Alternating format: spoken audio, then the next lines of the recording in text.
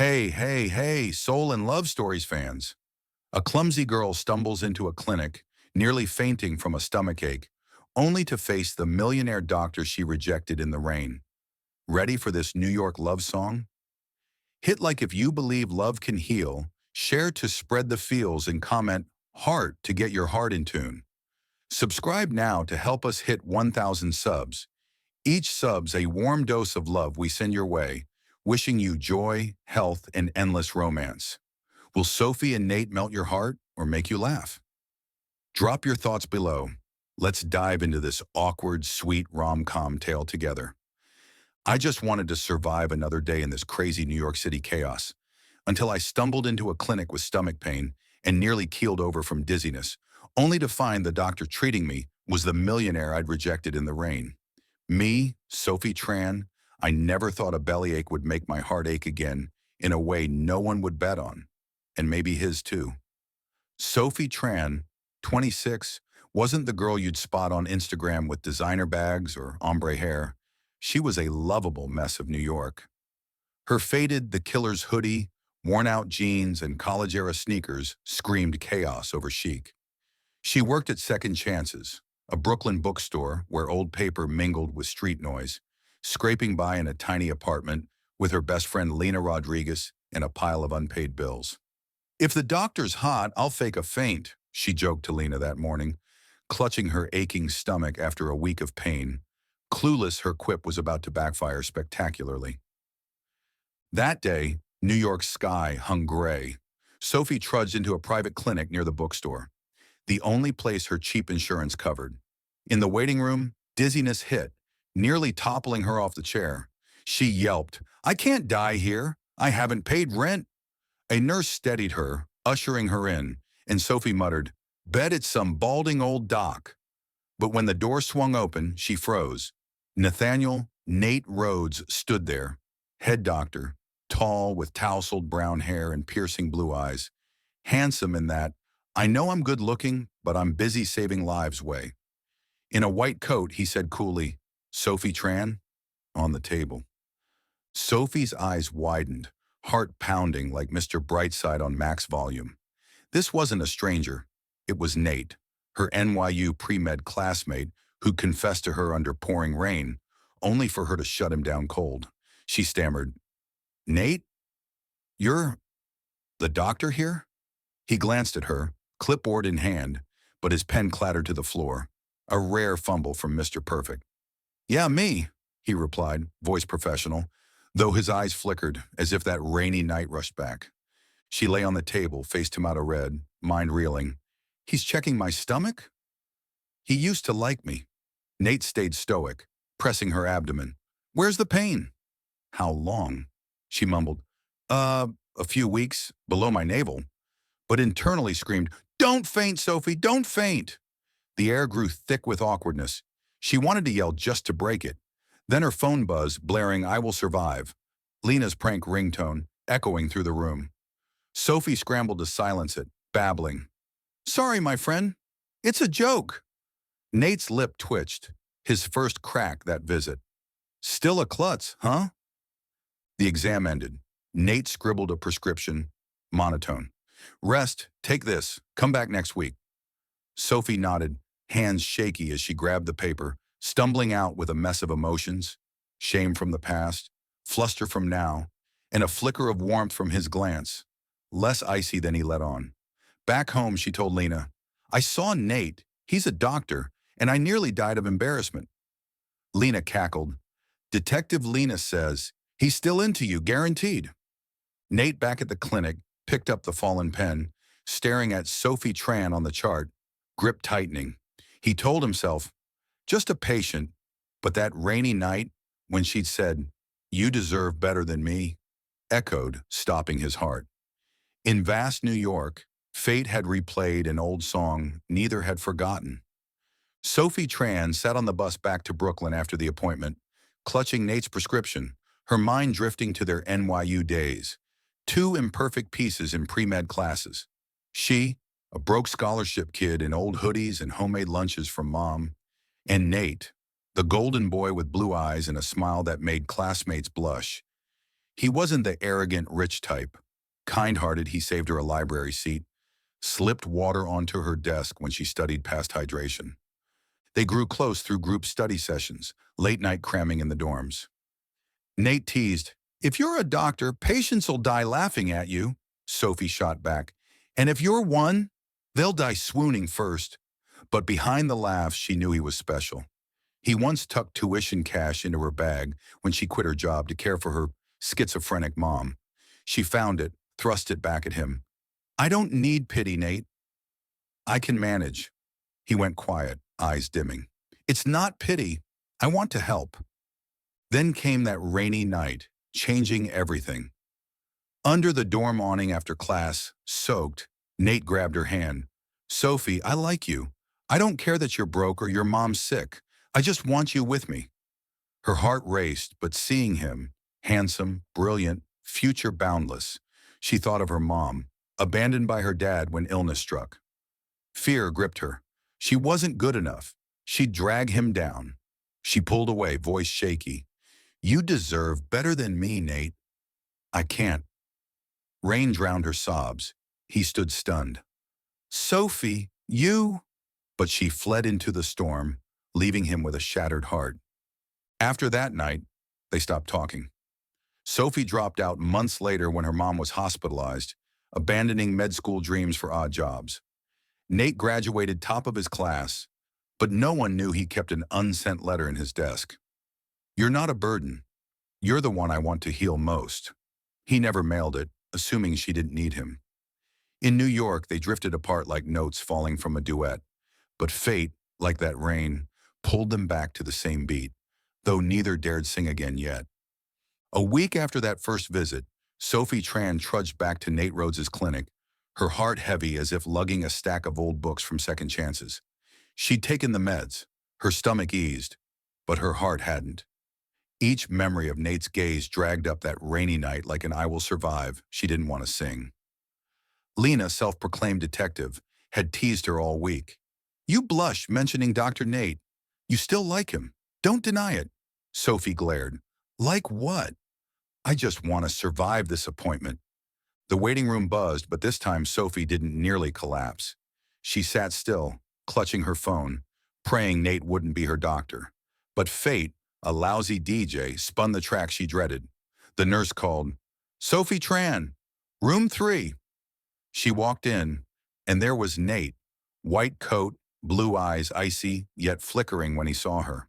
"Sit," he said, voice flat, gripping the clipboard like a shield over his feelings. Sophie sat, avoiding his gaze, thinking, "Please just ask about my stomach, nothing else." Nate checked her, hands gentle on her abdomen. "Still hurting?" Sophie mumbled, "Not much. Better now." The silence stretched awkwardly. She wanted to scream to break it. Then her phone buzzed. "I will survive again," Lena's "Be Strong" prank. It blared. Sophie fumbled to mute it, face flaming. "Sorry, my friend." "She's a joker." Nate's lip twitched, voice dry. "I remember you liking this song. Back at college." Sophie stiffened, their eyes meeting for the first time. He remembered, and she knew he did. She tried staying calm, but her heart flipped like a misfolded book. "You doing okay?" Nate asked suddenly, his tone slipping from professional to raw. Sophie jolted, snapping, "Better without you," but her trembling eyes betrayed her. Nate bent to write the prescription, pen gripped tight. "Good. Take this another week. Come back if needed." Yet as she stood, his look seemed to plead. "Why'd you leave?" Sophie turned away, afraid to answer. Her voice might spill that she'd never forgotten him. Outside, she leaned against the hallway wall, gasping. "I survived, but why's it worse?" Lena texted, "How'd it go?" "Did he give you rom-com eyes?" Sophie replied, "Yes, and I hate you for that song." But she didn't hate it. She was a mess because Nate's gaze wasn't just a doctor's. It was the guy who'd waited in the rain for her to change her mind. Nate in the clinic stared at Sophie Tran on the chart, running a hand through his hair. Just a patient, he told himself. But picking up the pen, he recalled that night, her saying, "You deserve better," and running off. He muttered, "Still clumsy, still." throwing my heart off beat. In vast New York, they'd cross paths again, but the gap wasn't just a clinic door. It was unspoken words from an unfinished love song. Sophie Tran never imagined her nagging stomachache would be fate's little nudge to pull her and Nate Rhodes closer, not in a sterile clinic this time, but under the dim glow of Second Chance's bookstore. One rainy Brooklyn afternoon, Sophie shelved books, hands shaky from exhaustion. She'd overworked, barely eaten, and tried forgetting Nate's gaze from last week. Lena yelled from the register, "Take a break. You look like you're gonna faint." Sophie forced a smile. "I'm fine. Quit playing detective." But right then, her vision blurred, and she crumpled amid a pile of old medical texts. Nate, passing by post-shift to buy a book, pushed the door open just as Sophie hit the floor. He rushed over, urgency cracking his usual calm. "Sophie, you okay?" Lena panicked. "Who are you? Oh, doctor! Nate, save her!" Nate lifted her to a chair, checked her pulse, and pulled water from his bag. "She's just exhausted, don't worry." He gently patted her cheek. "Sophie, wake up." She stirred, dazed, mumbling, "Nate? Am I dead?" He smirked. "Not yet. Too clumsy to die easily." When Sophie came to, Nate brewed tea from the shop's hot water machine, spilling some in a rare fumble. "Still terrible at this," he said, sheepish. Sophie chuckled weakly. "You're a doctor, not a barista." The tension eased, but as he sat beside her, silence hung like two offbeat notes, unsure where to start. Then in a fragile moment, Sophie met his eyes. "Nate, why are you so nice to me? Back then, I was awful to you." Her voice trembled, teetering on tears. Nate's deep blue eyes held hers. "Sophie, what scared you off? You said I deserved better, but didn't you see? You're the one I wanted." She bowed her head, tears falling. "I was afraid I'd be a burden. Mom's sick, Dad left. I thought I'd drag you down like she did him." He took her hand, gentle but firm. "You're not a burden. You're why I chose medicine. To help people like you, like your mom." Sophie looked up, stunned. "You? Because of me?" Nate smiled softly. "Yeah, but don't get cocky. I don't need perfect. I need you real." She laughed through tears. "Still teasing me like college." He handed her the half-spilled tea. "Rest up. Recheck next week. No more fainting." As he left, Sophie held the cup, warmth seeping in like the first time he'd left water on her desk. And for the first time in years, she glimpsed hope amid New York's rain. After that tender moment in the bookstore, Sophie Tran and Nate Rhodes shed their roles as clinic strangers, becoming two offbeat notes slowly sinking into a melody. It started with Nate's first text, as awkward as his tea-spilling fiasco. "You holding up? No more fainting. I'm not Superman." Sophie grinned at her phone, typing back, "I'm good, lousy Superman." That sparked daily exchanges, rants about New York rain, debates over coffee brewing. Sophie swore he'd burn a kitchen down. Even silly memes. One evening, Nate texted, "Coffee after my shift. Small place near the clinic." Sophie hesitated, then agreed, showing up in her faded hoodie, muttering, "I don't do fancy." Nate smirked, opening the door to a cozy, hole-in-the-wall spot. "Cheapest joint I know, your speed." They settled into a booth, the warm glow of Edison bulbs highlighting Sophie's shy smile as she recounted Lena's "I will survive" prank. Nate threw his head back, laughing. "She's got a DJ somewhere." The ice melted further when he slid an old med school textbook across the table. "From my NYU days, you outshone me in anatomy. Give it a read." Sophie flipped it open, stunned to find his scrawl on the first page. "You were always enough for me." Her cheeks burned. "You kept this all these years?" Nate nodded, voice soft. "To remind me not to give up on medicine or you." Soon they dove into med lessons, Nate explaining EKGs with doctorly precision, Sophie jabbing, "You're worse than our old prof, stick to patience." Their banter echoed their college days, stitching old wounds with new threads. Their connection bloomed like spring rain on parched earth, gradual, undeniable. They'd sit for hours, Sophie quizzing him on heart rhythms, Nate teasing her shaky handwriting. But a shadow loomed when Dr. Sierra Vaughn, Nate's poised colleague, entered the scene. Tall, blonde, with a resume fit for medical journal covers, Sierra was once pegged as Nate's ideal match by clinic gossip. One night, Nate invited Sophie to a swanky clinic welcome party at a Manhattan hotel.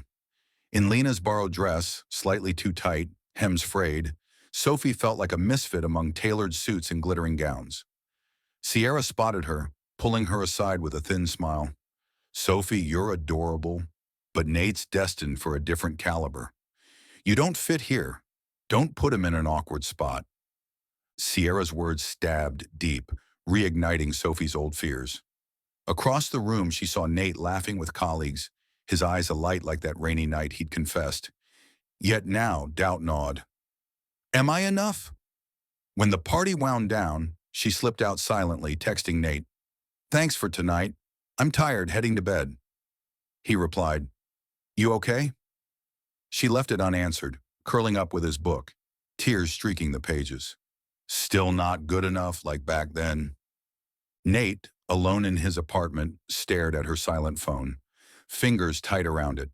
He pictured her smile over that book, the way she made his pulse race, not with flawless poise, but raw, real Sophiness. "Sierra's wrong," he muttered. "Sophie's everything I want."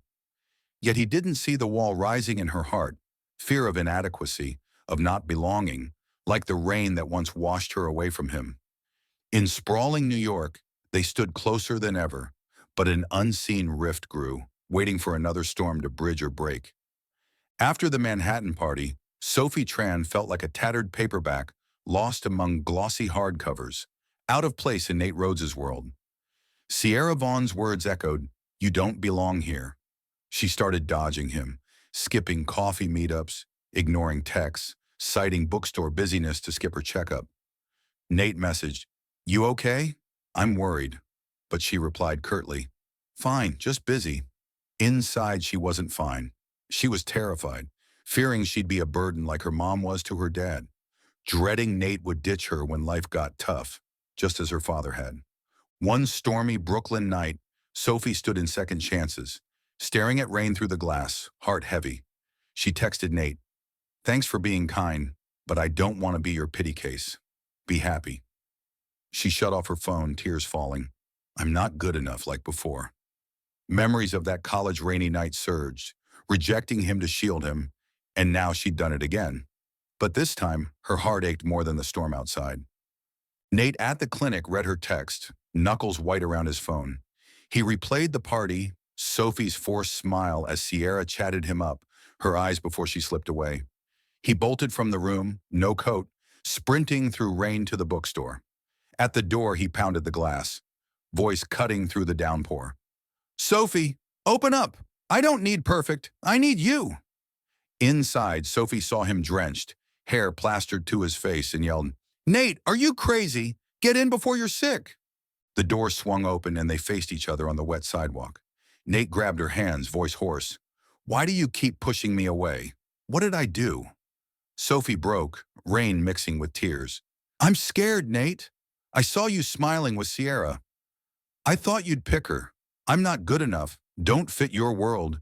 I'm scared you'll leave me like Dad left Mom." He pulled her into his arms, holding tight. "Sophie, I wasn't smiling at Sierra. I was smiling, thinking of you. You're not a burden. You're the choice I'd fight a lifetime for." She trembled in his embrace, voice choked. "But I'm not perfect."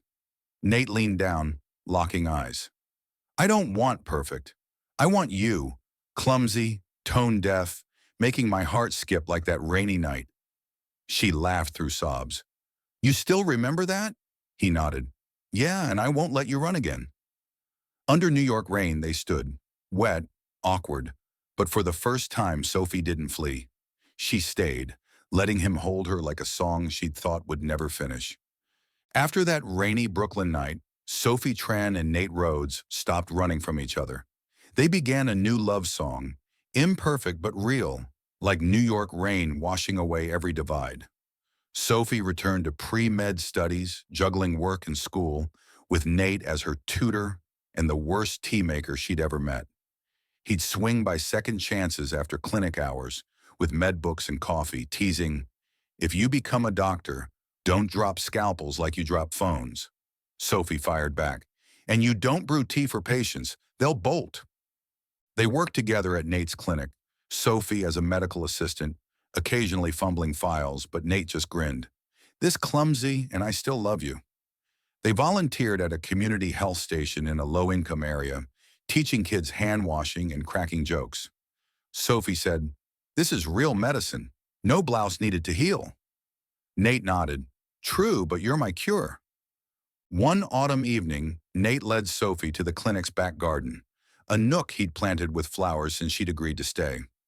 Under dangling golden lights, he knelt, pulling out a ring box, only to drop it into a planter. Panicked, he dug through dirt. "Damn, I'm awful at this. Still marry me?" Sophie laughed, tears streaming. "You're clumsier than me, but yes." He slipped the ring, smudged with soil, onto her finger, pulling her into a hug. "You said no in the rain once. Tonight I got a yes under lights. I need nothing more." She whispered, "Me neither, Nate." Lena, watching from afar, shouted, "I lost the bet. You're really happy. But next time, treat me to decent coffee." They laughed, and months later, Sophie stood in the clinic, wearing her first white coat, hands shaky with a stethoscope. Nate stepped up, teasing, "Doctor, Tran, check my heart. It beats for you." She listened, grinning. "It's fine, but don't drop the ring again." Together, they launched free med classes for the underserved. Nate said, "You were why I chose medicine, now you're why I live." In the final scene, on a gentle rainy night, Sophie and Nate sat in the garden singing "I Will Survive" off-key, her voice raspy, his worse than a hungry cat's yowl. Lena, dropping by, clutched her head. "I give up. You're a match made in heaven. But sing better next time. I'm filming for TikTok." Sophie hugged Nate, whispering, "I thought I wasn't enough, but you made me feel like the world." He kissed her forehead. "You're not just enough. You're all I've wanted to heal from that rainy night to forever." Under golden lights and soft rain, they sat hand in hand, flawed but whole. In vast New York, they'd found each other again, not in a clinic or old storm, but in a clumsy, honest, sweet rom-com love song audiences couldn't help but adore. Hey, amazing soul and love stories fans. Sophie and Nate turned rain and stumbles into a love song that's messy, real, and oh so sweet. Did it melt your heart too? Hit like if their clumsy romance got you swooning. Comment heart to keep the love beating in your soul, and share to spread this New York fairy tale. Subscribe now. Don't miss another heartstrings pulling story. Every sub's a cozy hug from us, wishing you joy, health, and belief in second chances. What moment made you fall for them? Drop it below. Let's sing this off-key love anthem together forever.